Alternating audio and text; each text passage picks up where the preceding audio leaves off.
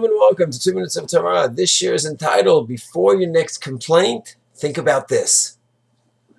Parshat Va'alotcha goes through details and details, pasuk after pasuk, how they traveled in the desert.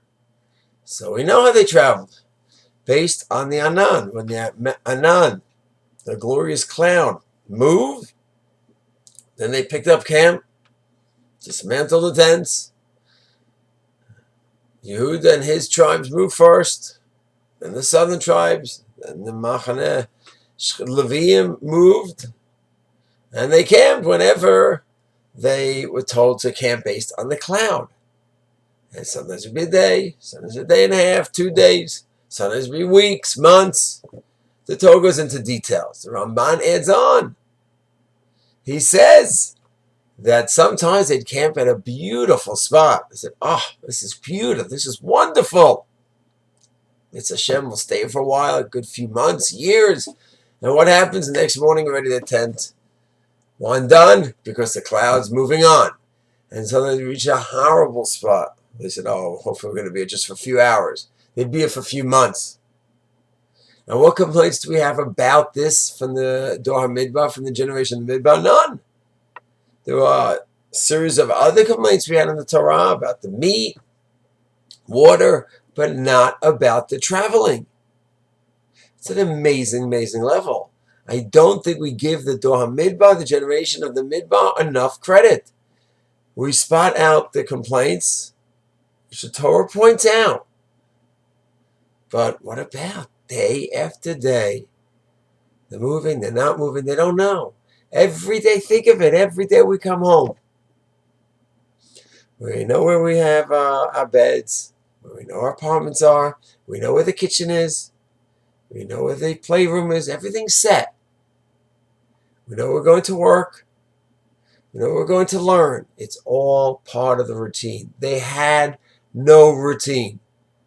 They had Hashem running the show, and that's it, they accepted it. So we really need to internalize this message. Sometimes something goes wrong. There's a little bit of a water leak in our house. Dishwasher's not working. Neighbors going ahead and doing some construction, making noise. Okay. And we complain. It's so hard.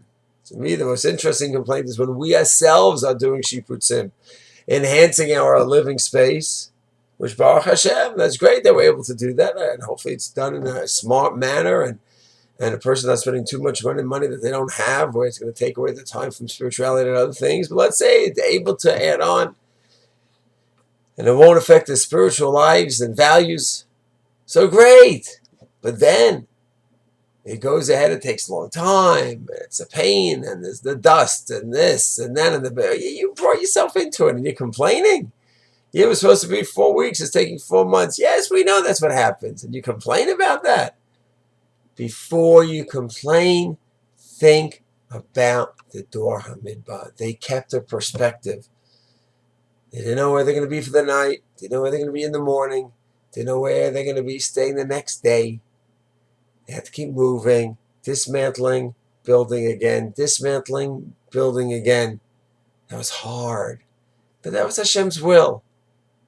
We need to embrace the acceptance that certain times in life, it's not pleasant, it's not simple. Those areas that we could change, try to change. And those areas that we cannot change, just embrace it, accept it as Ratzon Hashem, and keep going. Just like the holy Dor HaMidbar. Shalom.